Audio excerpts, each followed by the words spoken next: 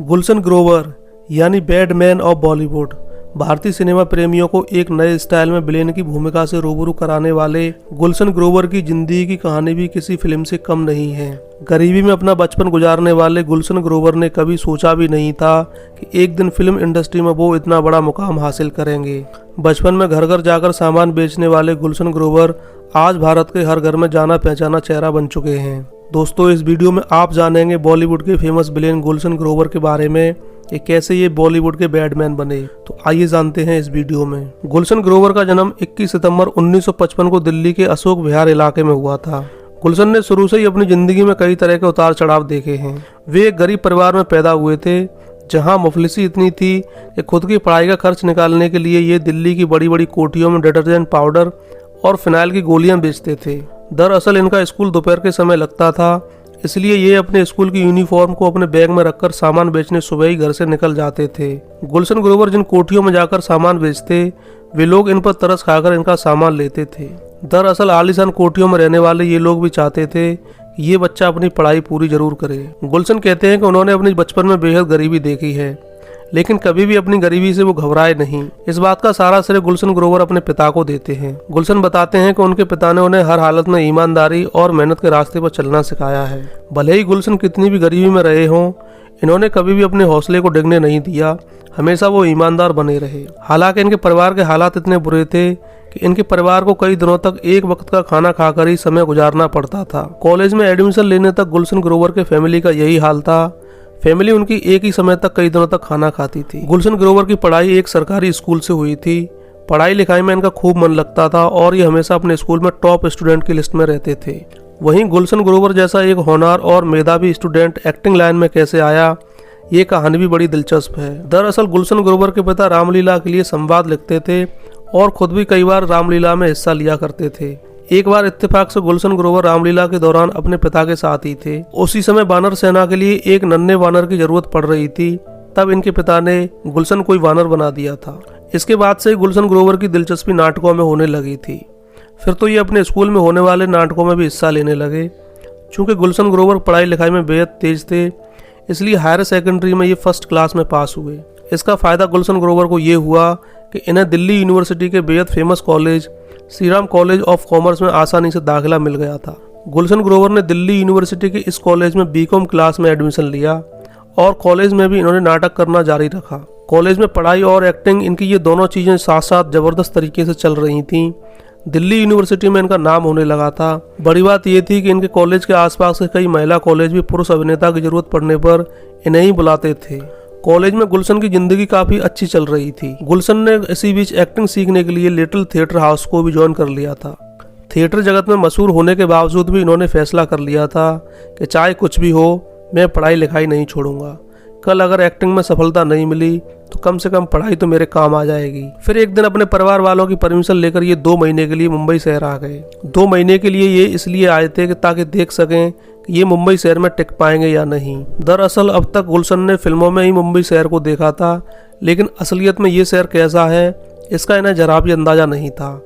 मुंबई आने के बाद गुलशन ग्रोवर ने इस शहर पर अपनी रिसर्च शुरू कर दी थी। इन्होंने मुंबई में संघर्ष कर रहे कई एक्टर से बात की, कुछ स्टूडियो को चक्कर भी लगाए थे।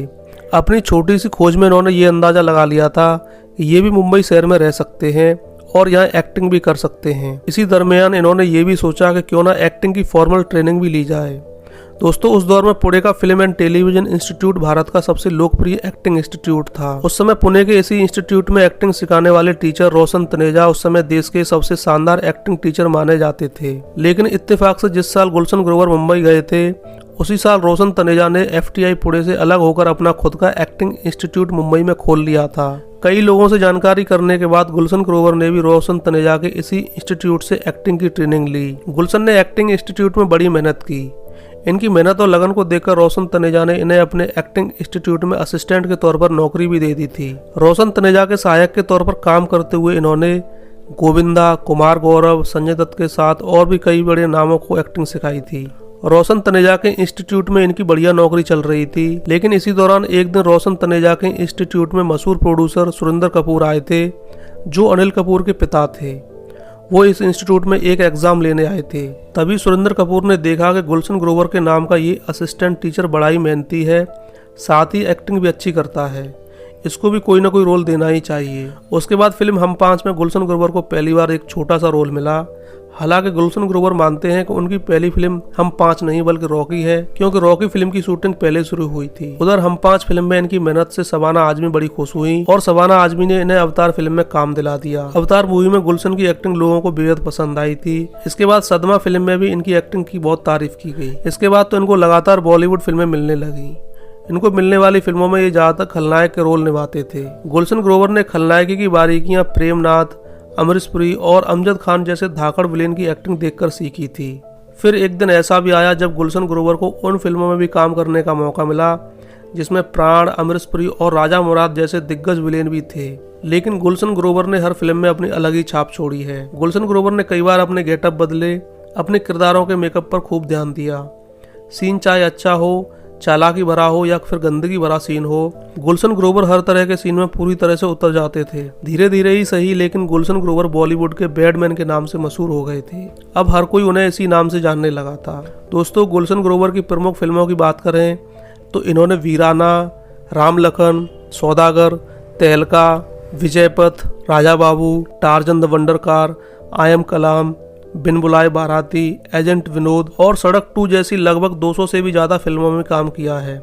बॉलीवुड के अलावा गुलशन ग्रोवर ने हॉलीवुड फिल्मों में भी काम किया है। इनकी पहली हॉलीवुड फिल्म थी the second jungle book Mowgli and Bablu, जो साल 1997 में आई थी। गुलशन ने न केवल इंग्लिश फिल्मों में ही काम किया है बल्कि जर्मन, ऑस्ट्रेलियन, ईरानी, मलेशियन, कनाडियाई और ब्रिटिश और नेपाली फिल्मों में भी इन्होंने काम किया है। साथ ही भारत की अन्य कई भाषाओं में भी इन्होंने जबरदस्त एक्टिंग की है।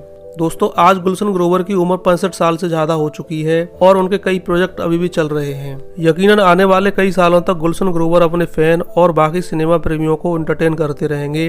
अपनी अलग एक्टिंग शैली से गुलशन ग्रोवर ने अपना नाम भारतीय फिल्म इंडस्ट्री में दमदार विलेन की फहरिस्त में शुमार कर लिया है।